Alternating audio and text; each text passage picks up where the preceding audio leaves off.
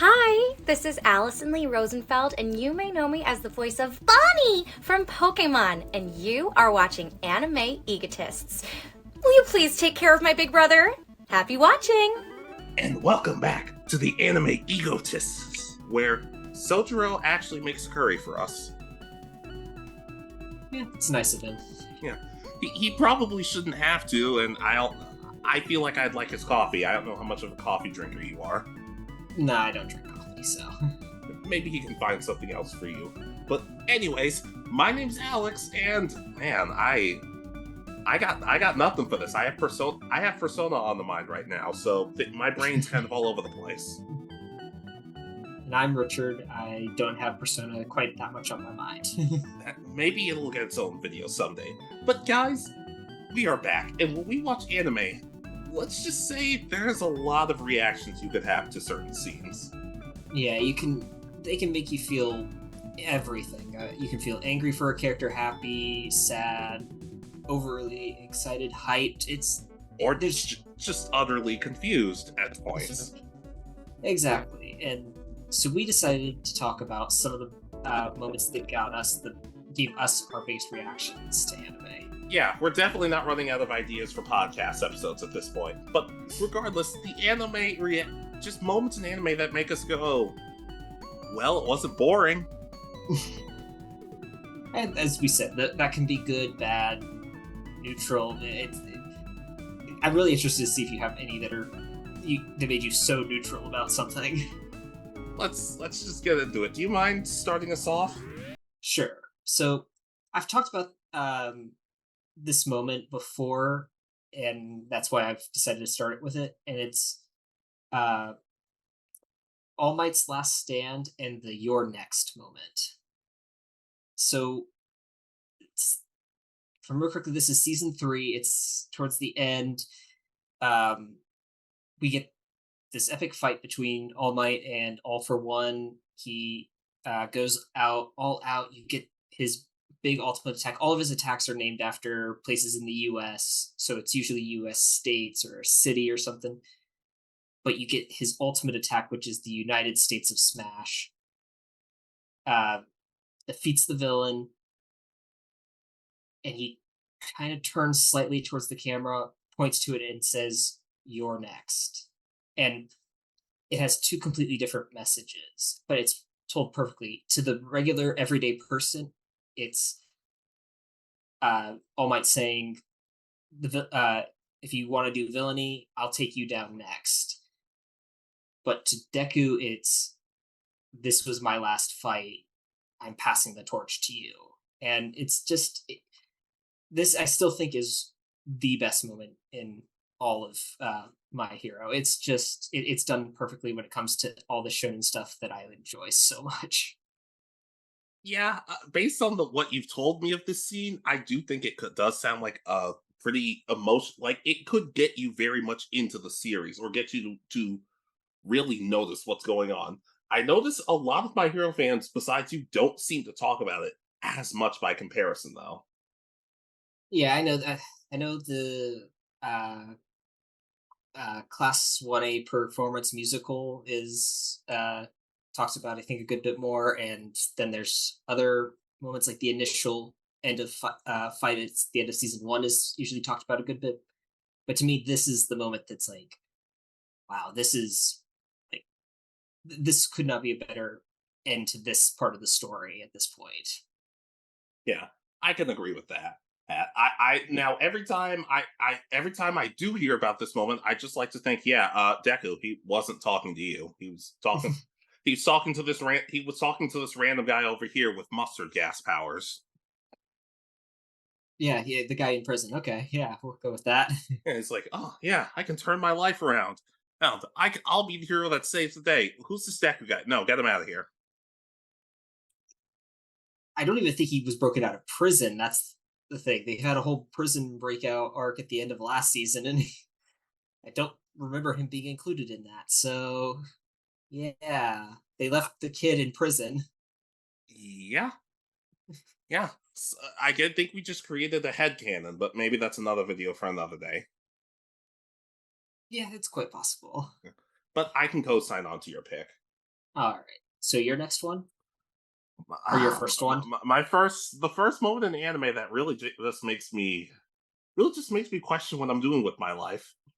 Ash and James versus May and Jesse from Pokemon.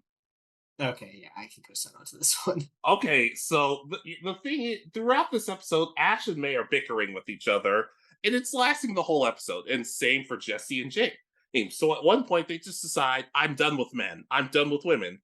And the respective teams hear each other, and Jesse's like, "Hey, Twerpette, why don't you come battle alongside me, and we'll put these guys in their place." And James does the same thing, like, "Hey, Twerp, let's go battle the women and show who's number one." And the whole time, the episode's not great. It's funny, but it's not great. And after Brock just reluctantly says, the battle will now begin, Jesse just calmly says, "I hope you're ready, because after we take, because with our combined feminine prowess, we'll take these two down in no time flat." And then May's like, "Oh, I guess I could knock Ash down a peg or two."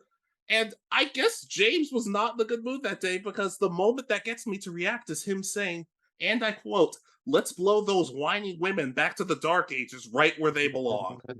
And then Ash is like, yeah, okay. I'm like, the fact that that line was said, the fact that nobody decided to stop and say, this could sound kind of bad. Let's retool this. Like the fact that nobody told Eric Stewart, "Hey man, maybe we can't say all this." It just it, it's weird. And you would think at the end it's like, oh, it's gonna show that the girls can be just as good as the boys. No, the girls get disqualified in the end and the boys win. So I guess James proved his point. It's a bizarre moment that, in all honesty, should get these characters canceled. It gets me to laugh because it's so absurd. I know this scene. I haven't seen this episode in so long, but the way I always remember it is that this gets memed so much. Like this Yeah. entire little part of this episode, because I know I've seen the Jesse talking to May about using their feminine wild to win. And the thing is, the episode's not even about, oh, well, people need to see that women can be just as good at stuff as men and should be treated equally, which would be a good message. Or, hey, the girls are being kind of condescending, and the boys need to, like, I guess metaphorically put them in their place because of their attitude. But no, it's just men and women hate each other. That's basically the premise of this episode. And that line, I can't hate this episode. The only thing I have from what I remember is it's this with this episode is that it's, if I remember correctly, it's not really ended well. It doesn't really feel like it resolves May and Ash's issues. It just I sort of ends. I think they apologize to each other, but it's one of those things where it kind of just feels like it lasts the whole episode. So it's kind of not really something you want to think about too much. I will say one of the cutest things I remember is that the whole episode, Pikachu's actually on Brock's shoulder instead, and Brock's completely okay with it. Well, I would be too. Yeah, but just for the bizarre, unfathomable old reactions and reasoning and memes to this, you can understand why every time I hear this clip, I can't just ignore it. No, I can. As I said, since I know exactly what happens in this one, I 100% co-sign. Yeah, that's why I love the advanced generation, because good or bad, it was never boring. All right. So my next one. So I have this is the other one I've also talked about before, and every time I watch it, it gets me not. It's both happy and sad. It's got mixed emotions for me, but it always makes me. It tugs at my heartstrings whenever I see it, and it's Naruto and Minato's goodbye at the end of Naruto Shippuden. I It agree. it's just it's such a nice moment because Naruto gets to tell his dad how great he's of a person he's become even without them. He's carrying on their legacy. He gets to tell them not to worry, that he has people in his life now that are going to be there for him and he'll be there for them. And you know that there's so much more that both of them want to say. They missed out on all that time, and yet they know they don't have the time to say it. It's not right for Minato to stay in this reanimated form. So uh, it's just that bit of that father son bonding, but the also knowing that it's limited to the next minute at most. It's such a good moment. It makes me feel every single time I watch it. Yeah, I agree. It especially really helps because you really can't. Because as much as people complain about certain anime characters having kids who are way too similar to them, you can see that and you could argue that Naruto and his mom are more similar than Naruto and his dad. But you could still tell there are similarities between the two, and they do genuinely really have grown to care about each other in the what 3 day period this war was going on. There's that, and then I mean the little bit of knowledge from when Naruto almost released the seal originally and Yeah. his father's spirit that was trapped in there. Yeah, but I Uh, always felt like that was more 5 minutes than it was how mhm. 3 episodes or however long it was supposed to take. Yeah, but this is yeah, they've gotten to know each other a little bit more. They've Naruto's become the big hero that his father pretty much was before him. It's just everything feels right, and it actually feels like a deserved goodbye. Yeah. And especially since even after all that, Minato says, by the way, happy birthday.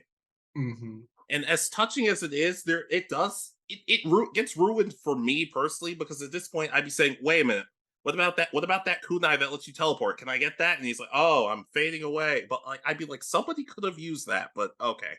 Well, I think by the time after that, Naruto can teleport without it. So Well, give it to someone else. uh, that's very true. Someone else could really use that. Yeah. Imagine Shikamaru with that. He could be behind you before you even realized it and have you in his Shadow Strangle Jutsu or That would something.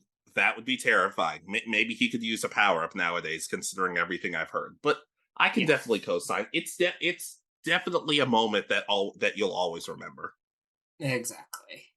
All right, so my next one. Go right ahead. All right, you did a Naruto war arc moment, so I'll do a Naruto war arc moment, but a different war. The third Hokage's speech from the Sound and Sand Invasion. Okay. This is an arc that, in my opinion, really gets slept on because while it's not perfect, it has some really good moments to it. And the third Hokage's speech to Orochimaru is one of my favorite moments of the whole series because the third Hokage is not mincing words. Like he's not thinking, "I'm going to beat you, Orochimaru, and I'm going to save this village." He knows my time is coming up. I'm older. I'm not as strong as I used to be, but that's okay. And he starts talking about everybody in the village and just how much they mean to him and how they're all connected through the will of fire. And during this, because throughout the majority of the war, or people have been trying to get the women, civilians, and children safe. And it's like, okay, now that everybody's safe, let's start counterattacking. And you get to see the parents for the Ino Shikacho trio. You get to see Kiba's family doing some stuff. And you get a really beautiful soundtrack as this is going. And you see everybody working together. And one of my favorite moments is when Shino's dad shows up and saves him from dying due to the poison. The whole thing is just cool because you can really tell. Look, people rip on the third Hokage. I think a little unjustifiably at times. It's just nice to see that he did have faith and love every single person in the village and have faith in them. And it's a defining moment for Naruto because Naruto was always like, I'm gonna be Hokage, so everybody starts looking up to me, so nobody picks on me anymore. But at this point, when he goes Nine Tails mode, he thinks to himself, I'm gonna protect everybody. And that's kind of what a Hokage is supposed to be right before lunging off against Gaara. The whole speech, the music, everything about this just really fits well, and I feel like nobody really talks about it. No, I can co-sign. I kind of understand both sides. I feel the third Hokage, he made his mistakes throughout the story, and that shows that leaders aren't always perfect, which is actually a very important thing to learn. But he does have the belief and tries to do the right thing for everybody to make the village prosper. And I understand, and I can kind of co-sign. Yeah, he's that in the speech that he gives Orochimaru, trying to, I guess, it's hard to tell if he's trying to make Orochimaru change or just make him understand what he's given up. I If think it's his a little bit of both, but I also think it's a little bit of, hey man, even if you don't change, I'm taking away your arms. I win. Which is very true. He does win because he delays Orochimaru, God, months from getting Sasuke, and also delays him from, which causes him to miss the opportunity to take Sasuke. Yeah. It's just a moment that I feel like really it goes on just long enough that it doesn't feel cheesy. It's just a really cool moment because you actually get to see other people in the village doing stuff and showing, hey, it's important to protect the people around you, and that's really good. But when time comes, you got to stop the people who are trying to hurt them, and I don't mean stopping them. I mean like you got to kill some people sometimes. Yeah, I do agree, and also it's really nice because this is until Pain and then the final war arc. That's kind of all we get for the rest of the village. It's always the Konoha 13 and like their mentors are the ones that we always see fighting, and we never see anyone else fighting until except for Pain's attack and the war arc. That's Yeah. it. Yeah. But also Shino's dad showing up because that got me as a kid. Because I for a quick second as a kid I thought, oh god, they're not gonna kill Shino, are they? Yeah, and we still agree that Shino did win that fight, though. Oh no, he destroyed Kankuro. But like I said, the third Hokage's speech. All right. So my next one. Go ahead. All right. So this one is one that got me really hyped and made me think that this series is finally back after a pretty big hiatus. I will not let you destroy my world from Dragon Ball Super. Okay. So this is actually, I've looked it up and I found out that the Japanese version is something along the lines of stop enjoying destroying everything. This is so much better. This is where the dub does this scene much more justice than the sub. I know it's a very rare moment, but I will not let you destroy my world. Goku powers back up to Super Saiyan, flies up, and continues his fight with Beerus despite having fallen out of Super Saiyan God. And it's just one of those moments that you feel the emotion from Goku. And it when I first saw this, I was thinking, oh, this is Dragon Ball Z, or Dragon Ball, in this case, Dragon Ball Super is back. It's finally back. It's been, God, over a decade at that point, if I remember correctly, when GT had finished airing in the US. So Something like that. and we never got really the specials that Japan got. So it had been a long time since we got anything extra, really. Yeah. It's especially just cool because I don't know. I always feel like Beerus is one of the more interesting characters we've gotten in a while, and just the idea that you deep down, like, look, we all dump on Goku, but I feel like Goku is a lot smarter than people give him credit for, especially during battle. And I actually kind of get the feeling he knew. I don't know if I can hold him off, but I'm not going to let that stop me. I don't know. To me, the biggest heroes are the people who know am I going to lose? Probably. Am I going to let that stop me? Not a chance. Exactly. And that's what this moment encapsulates. It's that Goku, I don't think we've ever seen him give up ever. Like, Well, except for Cell. you never can't tell with that because he's always knowing him.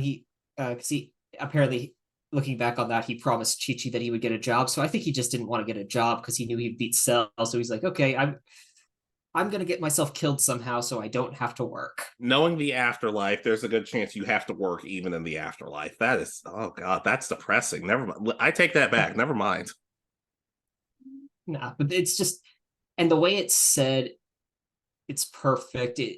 It's really hard to focus because the scene is shot really weird or drawn very weird, but it's because it's zooms in and his head's going like this as he's shouting, but you feel him like he's reached a new level at this point, and it's just to me, it's the perfect Dragon Ball Z moment. It's the perfect comeback for the series. Exactly. I can completely agree with that. That it's weird. We both have Dragon Ball Super moments that specifically feature Goku. I guess you're on to yours now. Yeah. Goku refuses to forgive Zamasu and Goku Black. Dragon Ball Super. Okay. Okay, we know Goku is a very kind, forgiving person, potentially letting people live, even though he probably shouldn't. In all honesty, but when they're going up against Zamasu and Goku Black, it's safe to say the Z fighters are kind of screwed. They get beat a lot of these fights, and even though they're in the future, and Trunks lets them know, yeah, a lot of the people you know and love are gone right now. Now, oh, the villains straight up tell Goku, "Hey, your wife and your son Goten. What do you think happened to them?" And it shows a really chilling, haunting scene of an evil Goku killing Chi-Chi and Goten.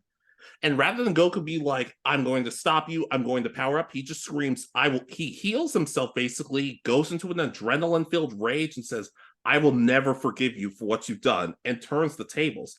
It's real. It's honestly kind of scary to see Goku like this, but you realize he's completely justified. The nice, kind hero who loves everybody and who will accept you if you've genuinely changed, or at least wants you to give up your evil ways and move on with your life, would have killed these people if he had the power to, and there would have been no hesitation about it. To push somebody that far, I was scared of Goku at that moment.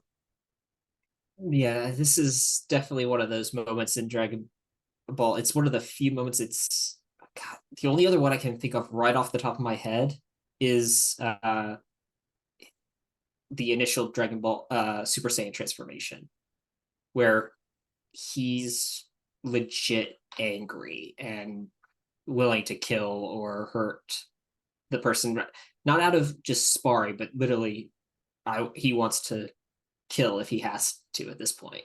Yeah. Although he kept telling Frieza, "Give up your evil ways," and even gave him energy, there would have been none of that here. I fully believe had he been given a chance, he would have finished them off. And could you really blame him? No, not really. Yeah. But it's chilling. It's chilling on both the villains and the hero side of things, and it really just shows he's not the best at showing it, but Goku loves his family more than anything. Yeah, he's always portrayed as being the worst dad, but in all honesty, even once he was resurrected, he did take that job that I talked about after, with mine and all that, where he is now a radish farmer. So he is making money for his family. Yeah, and he's a great grandfather from the sounds of it. How? You always see you. What do you mean how? All the time. There are so many images and clips out there of Goku spending time with Pan. Well, that would just be he'd be a grandfather for that. Yeah, I said he's such a great grandfather. That's what I said. Oh, I thought you meant great grandfather. I'm like, wait, No, what? no. I'm like, what did I miss? What? Everything. I don't know. Someone's fanfic. I don't know. Okay, yeah, no, he is. I imagine a pretty good grandfather. I haven't seen much of that yet, but I know there's a good bit of story that Super's manga has that I haven't seen. So Yeah, and I'm starting to want it. But overall, Goku showing everybody, I'm a nice guy, but mess with me too much and no one's going to be able to save you. yeah, I'll co-sign that. That was a fun moment. After talking about this, I want to go back and watch Dragon Ball Super again. Same. All right, so my next one. Go ahead. All right, so this one is one of those that kind of tugs at the heartstrings. It's a pretty sad moment in the entire series, and it's Rengoku's death in Demon Slayer. Pretty much, he was one of those that you always kind of see him as a happy-go-lucky. I mean, your first real interaction is he's at the Hashira Council, and he pretty much is willing to kill Nezuko. He listens, but he's one of those that is fine with listening to the boss of the entire group. And your next interaction with him is him sitting on a train eating the box lunches, screaming "tasty" after every bite. We've been to Brazilian steakhouses. Let's not act like we haven't done the same thing. True, but it's just so. But you get to know him throughout this arc that his father had become a drunkard and abusive towards him and his little brother because he viewed his life as unfair and didn't want them really to follow in his footsteps of being Demon Slayer and Hashira after they lost the mother and wife of but the part that really gets you is that by the end of this arc, he's come to accept Tanjiro as a legit Demon Slayer. He views him as being really good at and possibly a future Hashira and one of their greatest members. And he accepts Nezuko despite her being a demon into their ranks, saying that if she's willing to fight and defeat demons to help with this, then he's going to accept her. But he's also does everything in his power to keep the demon trapped with him so that it dies in the sun. It still escapes, but it's one of those moments that like he wanted everything. And it's just, after all you get to know of him during this entire arc, it's a sad moment. Yeah, I definitely get that. It especially since it's like, oh, we finally gotten the chance to know this person. They've all finally accepting of each other, and that's when it gets yanked out from under you. Sometimes it's really effective in anime. Other times it's like, what was the point? They could have lasted longer, but sounds like it's the former this time around. This one is very much done well to set up just how strong the upper moon demons are when compared to the lower moon, which is the one that they had just defeated, and the upper moon's the one that gets Rengoku killed. So it's one of those. The death is warranted because it sets everything up for the future, and it makes you understand. You haven't seen how powerful some of these demons are going to get over the next little bit. Yeah, I can co-sign onto that. Hopefully, I'll give Demon Slayer a chance. Don't hold your breath on that, though. Yeah, it's another one I know because it took me forever because it was forced down my throat a lot when I first saw it. Yeah, I don't even know fully if that's what it is. People just don't seem to tell me what's good about it. You've told me good things about it, but everyone else is just like, oh, well, it's really good. Well, how's it good? It's good. Okay, but like, how? Nothing? Yeah, that's yeah. If you can't tell someone exactly like what are the best parts, like in my opinion, I really enjoy the animation style and the characters. In my opinion, are done really pretty well.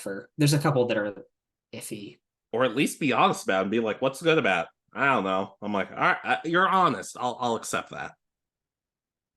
All right, but your next one. All right, the Black Bulls save Finral from Black Clover. Okay. All right, so during the Royal Knights exam, Finral has to go up against his younger brother Longris, who people have forgiven way too easily over the past several chapters. But regardless, this Finral is not that strong. He's basically support and can teleport people. Well, but at the same time, though, thanks to the Black Bulls, he's become a lot more confident and actually has started training and saying, hey, I've actually come up with some new spells, and my teammates and I are going to beat you guys. Longris, of course, runs him down, and they have a really awesome fight together. And sadly, Finral ends up losing and is really mortally wounded thanks to his brother. But his brother is pissed off about it because not only did Finral last longer than he expected, but he also realizes that despite the fact that Longris is the powerful one, Longris was handed everything, Finral's more liked by people, probably because Finral's a really, really nice guy. So he attempts to kill Finral and finish him off. Meanwhile, the Black Bulls watching immediately storm the field in a chilling scene and stop him. And each of the Black Bulls gets a moment where they tell him, go ahead, take another step, but just know the second you take another step, you're dead. You really get to see the bonds of the Black Bulls, and for all their goofiness and the fact that they failed a lot of missions beforehand, none of that matters right now. Now, it's a chilling, powerful, badass scene, and it's one of the, and full disclosure, when I first saw this when I was watching, and I legitimately stood up. Like I was that angry at Longress. I'm like, oh, like guys, do something, please. Like anything that physically moves me is probably making it onto this list. I can understand this moment. I don't know if I've seen the episode, but I know I've seen this scene like on YouTube on like the Crunchyroll list or something. And so I can go side. It seems like a very powerful moment of just him with Finral being defeated and the rest of the Black Bulls standing up to defend him despite, well, not despite anything, for being their friend. Yeah. Especially considering Yami wasn't there. If Yami was there, Longress would probably have been dead because Yami loves those idiots. Yeah, they're his idiots. That's why he loves them. Yes, yes. And you even hear Gordon very quietly. You're like, oh, what's he going to see? He's like, I'm going to protect my friends. No, Gordon just very quietly says, you actually managed to piss me off. I'm like, oh, gosh. The nicest guy on this team, you're actually pissed off. And I believe him. But yeah, that was, like I said, anything that gets me to physically stand up and yell, leave him alone. Like, it gets, it. That's a reaction. Yeah, no, I exactly. God, I've got so many shows I want to try to get through. I need to figure out the timing for all of them. Let's just get to honorable mentions. All right.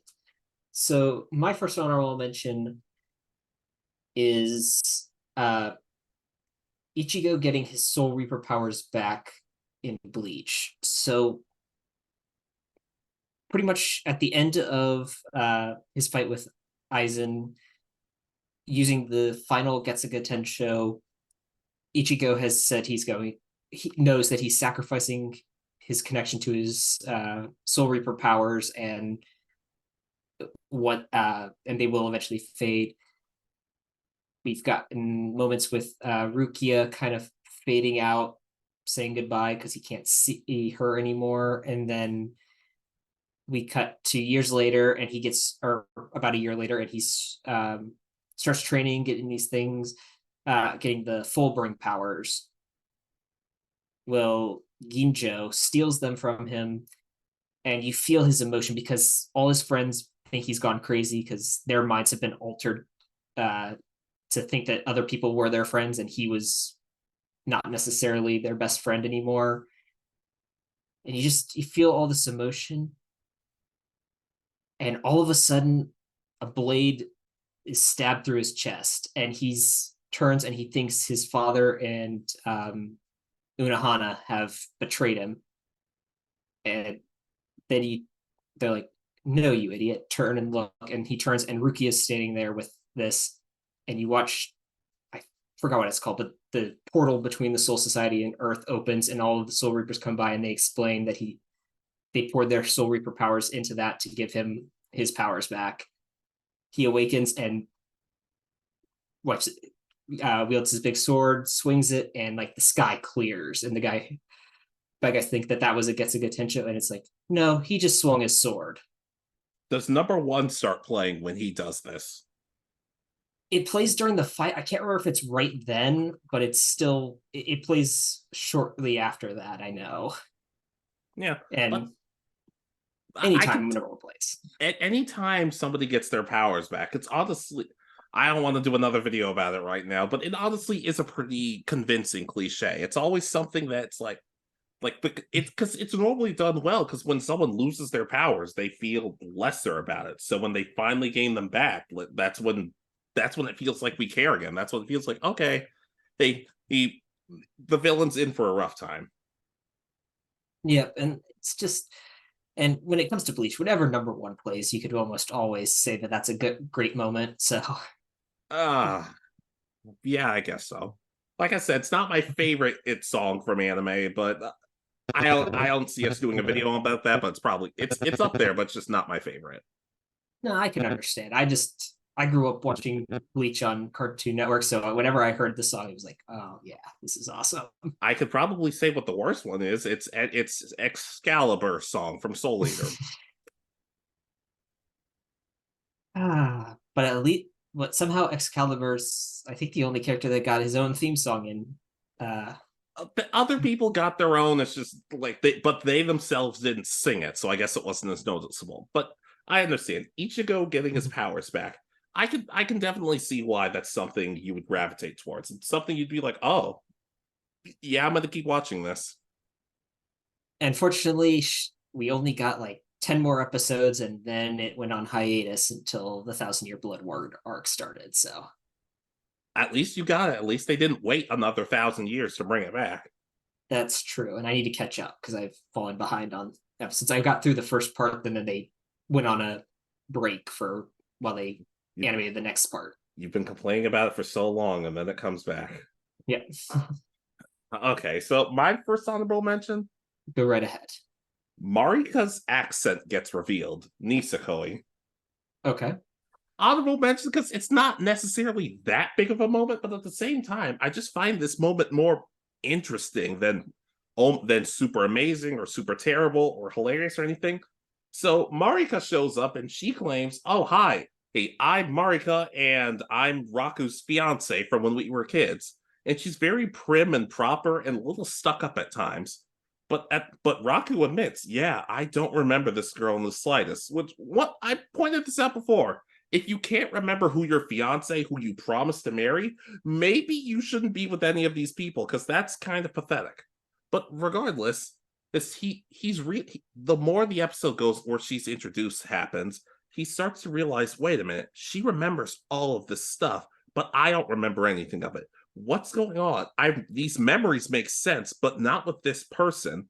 And she starts off very combat, but she gets increasingly frustrated to the point where she finally snaps and goes from proper princess to, I don't really know the proper term for it, but country bumpkin. Yeah, she slips and starts talking with a thick country accent. He's like, wait a minute, I remember you. And it makes sense. If you grew up with somebody and they were talking completely different this day and age than when they were 10 or so years ago, makes sense you wouldn't remember them. And it honestly just showed like, hey, I changed who I was just so you would love of me, just so I could, in a way, I could say, hey, I'm growing to be a proper person just like you would like. And Raku even tells her, that's great, but you don't have to be a different person. I liked you as the person you were back then. You don't have to be perfect for me. I actually think you being imperfect is even better. It's just a fascinating scene because this was one of the first times I ever saw, oh, wow, accents in anime. I didn't see that coming.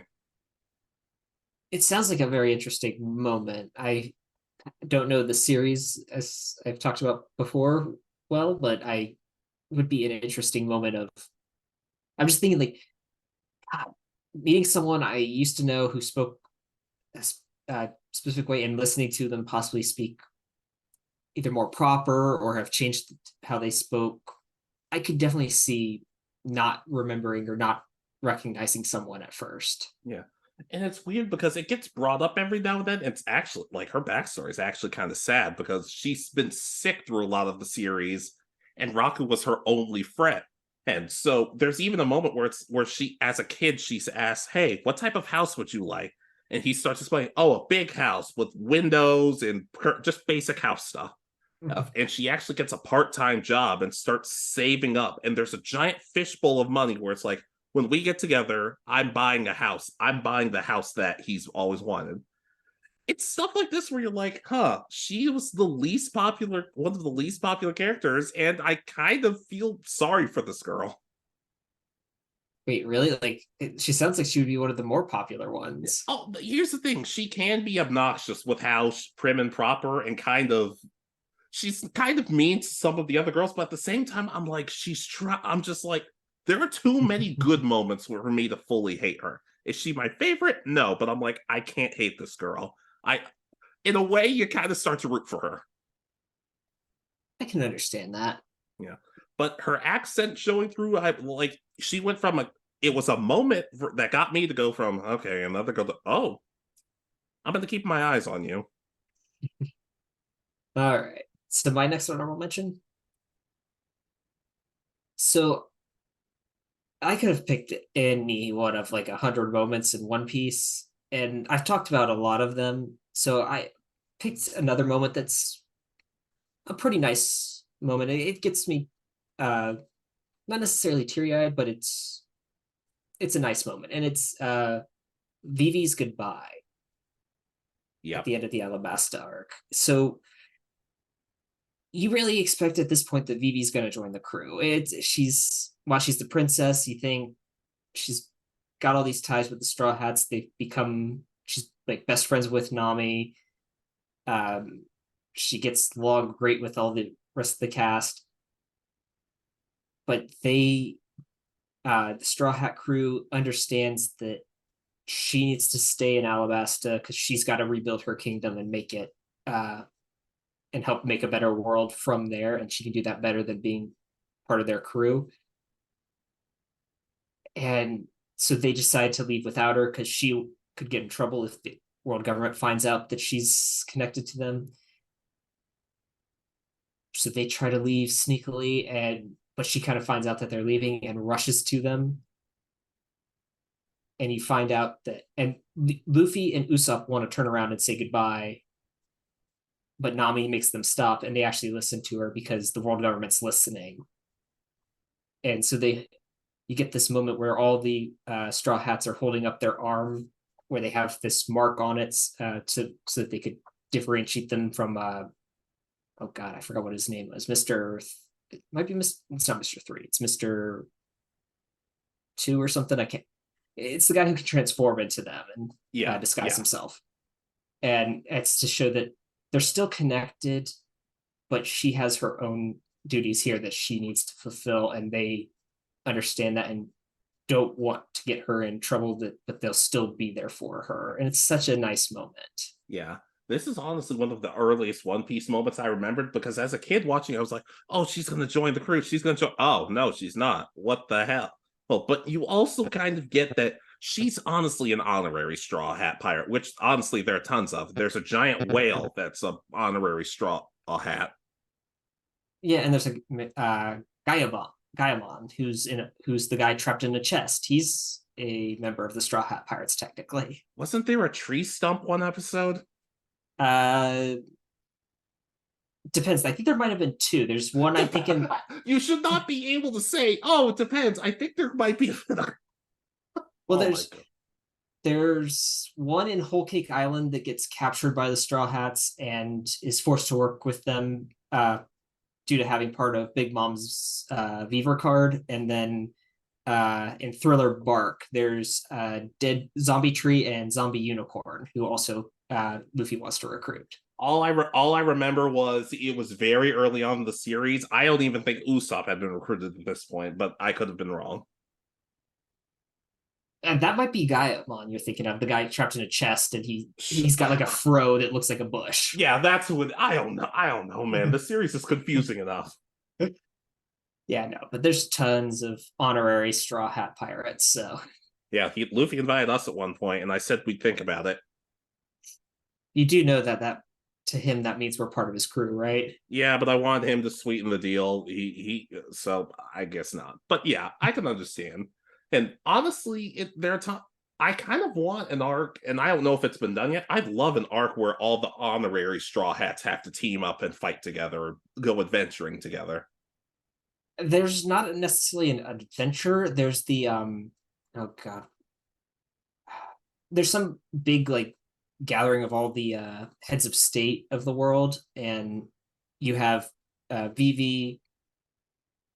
Oh god, I forgot her name, from the girl from Dressrosa and the mermaid princess, right? All come together, and they get to know and find out that they all had interactions with Luffy and support the Straw Hats technically. Yeah, but I understand. It was it's a powerful moment, and it's one that I feel like every One Piece fan remembers, whether you've watched every episode, which I doubt anybody has done, or you've just seen a good amount of them. Yeah, it's one of those other moments that we just really haven't talked about. I've talked about Robin's moments and Nami's moments before, and there's other moments that we'll probably eventually talk about. But yeah, there was one on my list, but I decided no, I think I have one I like more, but I can co-sign.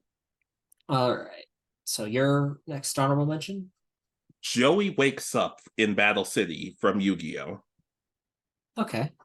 Look, I've talked a lot about Joey versus Merrick. I'm not going to get into that this time. But when he finally wakes up after the duel, it's one of the most heart wrenching and still heartwarming moments. Because when he wakes up, he's like, "Did I beat Merrick?" And they're like, "No, you lost, and we almost lost you because of it."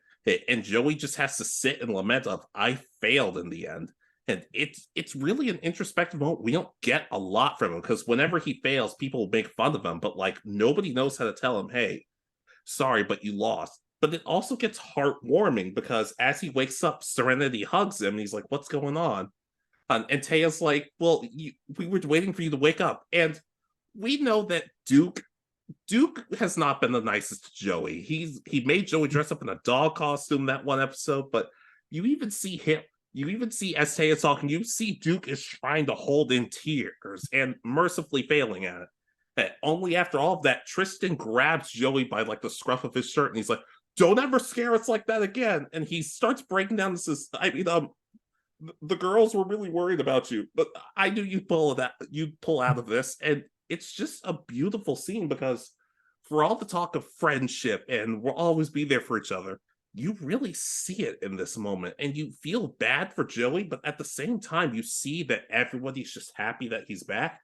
And even the fact that the guys can't hold back tears, it's honest, it's such a powerful scene. It's one of my favorites. This is one of those scenes because everybody at this point thinks he's trapped in the shadow realm because he lost the duel, technically. Yeah, But which it's not. He's just basically knocked out. and so I can definitely co-sign. This is one of those moments that, and you know that pretty much right after this, he wants to go support Yugi despite his own injuries and still not being at full strength and all that, if I remember correctly. Yeah, definitely. The honestly, I found myself like even as a kid far more interested in as in is Joey going to be okay? Other than oh, Yugi and Kaiba again. 6 episodes later, oh, they're still dueling. Great. And guess what? We know Yugi's going to have to win because he's going to have to beat Merrick at this point. Yeah, but like I said, heartbreaking, heartwarming. Like this moment, even now that I'm older, I get emotional seeing Tristan and Duke's reactions in particular. Yeah, I mean, Tristan's definitely makes sense because they've been best friends for the entire series. Duke, it's nice to see that he's warmed up so much to this group of friends that he's created that he's like he's turned his life around pretty much from being a weekday villain to this member of the group. To protecting his friends by throwing dice at the bad guys. Hey, it works. If it ain't broke, I guess. But what's your next honorable mention? All right, my last honorable mention. I may have mentioned this one before. I can't remember if I have or not. It's Fairy Tales stand at the end of the Grand Magic Games. Okay. So the final kind of match game for the Grand Magic Games is in pretty much an all-out battle among the competing guilds. And what we've seen is throughout the last handful of episodes is each of the Fairy Tale members has beaten pretty much kind of their, not I guess counterpart is the word for from other guilds, and gains strength, but in the process becomes severely injured. And you Sting from Sabretooth, who's kind of serving as not a bad guy, but an antagonist for this series, or this part of the series, has sat out. He's been off on the side, hidden, saving his energy. And he shoots up a symbol so that they know where to find him. And and all these injured wizards just walk up, they form a line and stand there ready to fight him. And you get Sting making fun of them, saying, "Look at all of you, you're injured. I could blow on you and you would fall over." You get all this stuff, but they just stand there, and they're with their determination to not lose. And Sting realizes that even if he was to go over there and start fighting them, he would end up losing. And he surrenders. And you get this touching moment because they get return his pet cat thing, and they that was stolen by someone else that they recovered, but they had to wait till the game was over to actually get it back to him. Okay. Hey. So it's just one of those moments that it's like, just you can see it on their faces. It's drawn extremely well, that they're so determined to make up for the fact that they were gone for 7 years. This is their chance, and they will not lose, despite having been, some of them, grievously injured. Like, if this wasn't anime, they would be dead, kind of thing. Yeah. Now, this Sting in character, I don't know a whole lot about. Does he sing and play music? No. Okay. Does he walk around with face paint, a baseball bat, and yell, "It's showtime"? Sometimes. No. Then I don't know who this person is. Yeah, well, I think unlike the Sting you're thinking of, this one's blonde hair.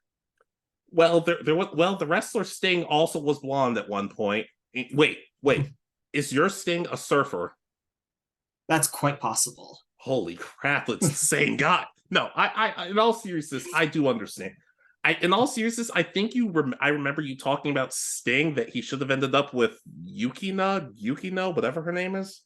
They kind of tease it a little bit, but they don't. It's one of those relationships that isn't made official or anything. So that's another video I want to do. Canon couples that probably wouldn't last, but that we're gonna lose a lot of subscribers for that one. All right.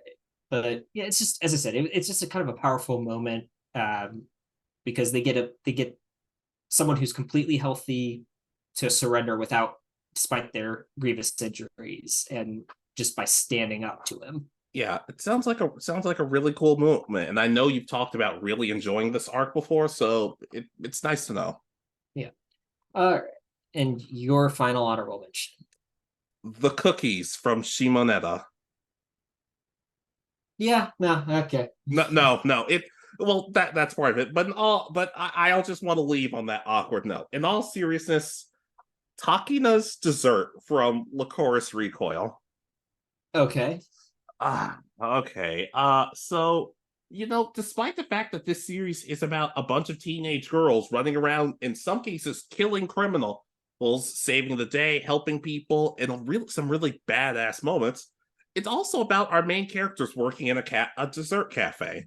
Hey, so Chisato is incredibly popular and always trying to find more ways of making the cafe money, so like they don't all starve.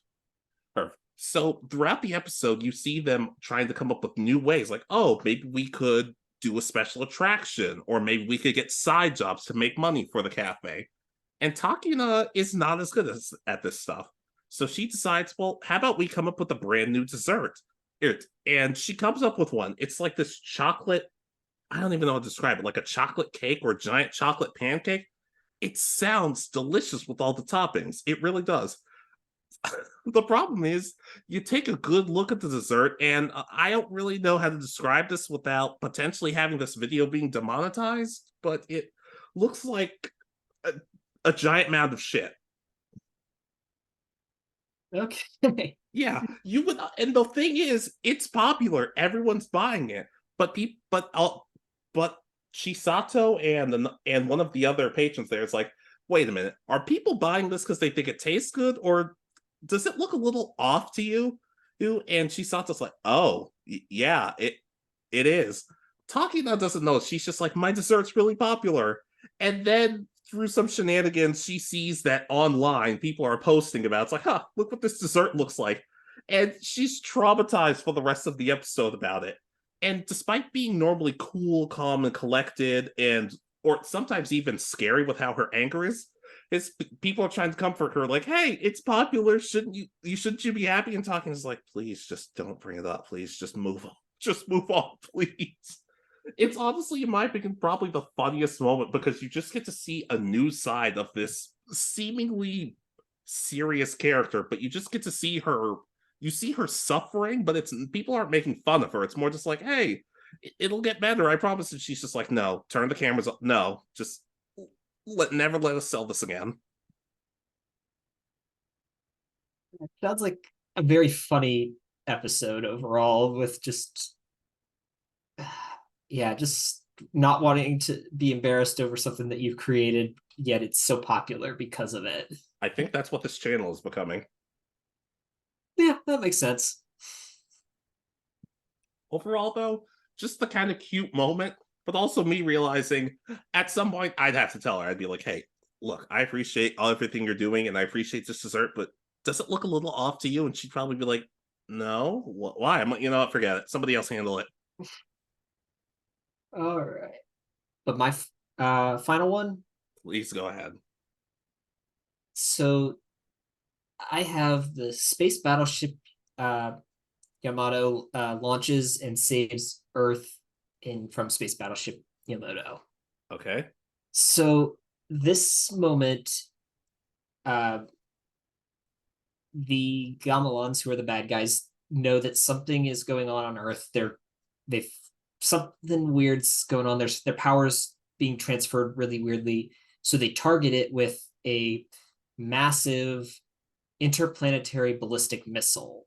And they target what is the space battleship Yamato, which is currently disguised in the remains of the battleship Yamato.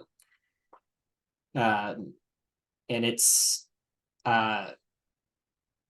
pretty much as the missile's coming down, they're trying to transfer all their power to in Japan over to the ship to launch it to save, so that it can launch and go save Earth. And it isn't enough. It's not going to be able to take off with the power that Japan's providing. And at worst possible moment, the backup generator or the power goes out in Japanese headquarters on Earth, because they're draining the power too much to Yamato. Well, it comes back up, and they've discovered that the rest of the world has connected their power grids and are transferring power into Yamato. It launches, fires, destroys the missiles, saving pretty much the people of Japan that were probably going to get killed if it hit. You get the theme song starting to play, and as the ship clears the smoke and is off to start its adventure. It's such a moment that's like, not only has it saved the day, but Earth has come together to save itself by launching this ship.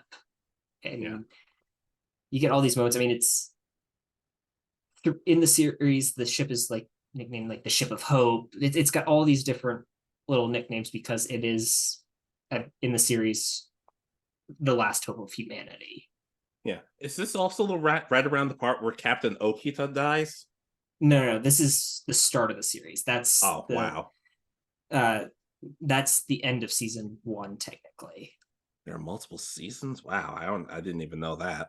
Yeah, there's of the original series, I know there's at least 3. I think there's 3. There's several movies. It's the timeline is very convoluted when it comes to Space Battleship Yamato, because there's after the 3rd season, the 2 creators of the series went their separate ways, and each kind of created their own canon after an argument. So it gets really confusing because they resurrect Captain Avatar and all of that at one point in one of the canons, and then the other it jumps to like 3509 or something. So it's all over the place. I got nothing for that. But no, but this moment is just so powerful, as I said. And I love the theme song for this series. So hearing it play as the ship clears, having just saved planet Earth for the first time and is off to save it permanently at this point. Yeah, I can definitely see that. Is it as effective in the newer series or the remake, or do you prefer the original version?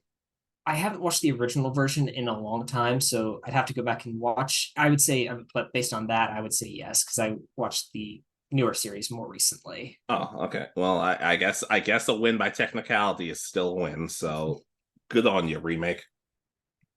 All right, but your final one? All right. I don't really know how to label this moment, but honestly, it's just a moment for me where I kind of feel pretty much every emotion I could possibly feel in it. And it's Shiel's sacrifice from God Eater. Okay.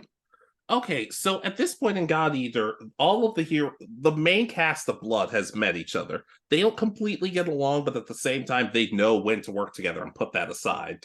And towards the end of one of their missions, they have these things they have these, I don't remember the name of them, but they have giant robots that fight off the origami monsters. And one of the villains, it's Gremslow, was saying, hey, make sure those robots don't get destroyed. You all can lose your lives for all I care, but we put money into those. Yeah, he sucks. But at the same time, one of the main characters, Shield, gets split off from everybody. And there's this thing called Red Rain, which could at worst could either kill humans or potentially cause them to turn into origami. And while Shield is separated, Gremslow says, hey, make sure she's useless right now. She got away from the team. Just make sure our merchandise is safe. And the Captain Julius keeps screaming, no, we need to go save her. Or I'm not losing anybody else at this point. Right, these people are my teammates. And Shield, who grew up in a very military-like background, says, I'm sorry, Captain, I can't listen to your requests. If it's for the mission and nobody else getting hurt, I'll sacrifice myself. And then as Julius is giving up somebody, I think it was Gil, might have said, hey, Captain, the vice captain Hiro, yeah, he went off. And as it's revealed, Hiro actually went off to save Shield at the very last second. And then we get this scene later that shows Hiro in the brig, because technically he broke a law. But you can tell Julius is just so proud of what he's done. And for as being as emotionless as she was early on, Shield's breaking down like, why did you save me? Hey, you disobeyed a direct order, and worst of all, you could have been killed. And it's just a beautiful moment because it really shows Shield and Hiro's friendship, and honestly, at times, kind of a romance between the two. It's just a cool scene because you feel anger at these horrible people. You feel sadness for an inevitable sacrifice, but then you see like this isn't just a dark series. There is heart to it, and these characters do love each other in a sense. It's my favorite scene in the franchise. It sounds like a very nice, I guess, set of moments. It's kind of because it seems like it takes place over like throughout her being up to her being rescued, and then continuing once she's rescued. And you said Hiro is his name, is in prison for it. Apparently that's his name. I didn't decide that, but that's his name apparently. Well, it's not. I think it's a common Japanese or relatively common Japanese name. Yeah. But it definitely sounds one of those. I'm gonna bring up another series that I'm into, but Star Trek. When one of their big sayings was the needs of the many outweigh the needs of the few. Or in this case, the one. Yeah, but in like the next episode, they have the exact opposite. But sometimes the needs of the few, or the one in this case, outweigh the needs of the many. Yeah. That's kind of the thing I love about it, because early on they told Hiro, hey, Shield doesn't have any friends. Could you like try to be nice to her? And it's not just showing, hey, these people are soldiers in a war. It's, hey, these people are humans, and humanity is what needs to win this war. The swords and guns definitely help, but showing humanity to other people when you can, it's just really cool to me. Yeah, it's a very important moment because I've seen several series that have war where characters lose themselves and just become pretty much monsters themselves to survive, and it's nice to show that if you can hold on to your humanity, you can still win no matter what. Yeah. I don't know. Maybe it also just has to do with, I think Ciel's my favorite character. I don't know at this point. There are a lot of characters I really like, but overall, well, just everything from the sacrifice to the anger from Julius to the saving, just everything. Seems like a very nice moment, and that's another series that I should probably give a shot, probably through the game, I would say, right? Yeah. That over the watching a series. Yeah, I'd say so. Maybe eventually. I got way too many video games I gotta beat still. Yeah. But anyways, are we ready to close now? I believe so. Alright, so ladies, gentlemen, and others, what are some anime moments that have gotten the biggest reactions out of you? Whether fear, anger, happiness, or just laughing at just how ridiculous it is, because I feel like I could have done a whole list of moments like that, but I'm just like, let's spread it out. Yeah, I'm the same way, so this one might get a sequel, probably. Yeah. Heck, I'm gonna be honest, I had moments on this list I had to take off because I thought to myself, I don't want this whole list to be moments in the anime that made me angry, because one, that's another list, and two, I would need time to mentally prepare. I would need time to work on that list. I'm not asking it to be done tomorrow, so it's fine. But regardless, moments in anime that got you to really start paying attention. And like I said, they can be happy moments, sad moments, or just other confusing moments of thinking, wow, 4Kids was really on something with Pokemon. Yeah, no, they were. Yeah. But anyways, be sure to like, comment, subscribe, and all that other nonsense. Be good to each other, love yourselves, and we'll see you next time. This has been Alex. And Richard. And you have been listening to Anime Egotists. Good night. Peace easy.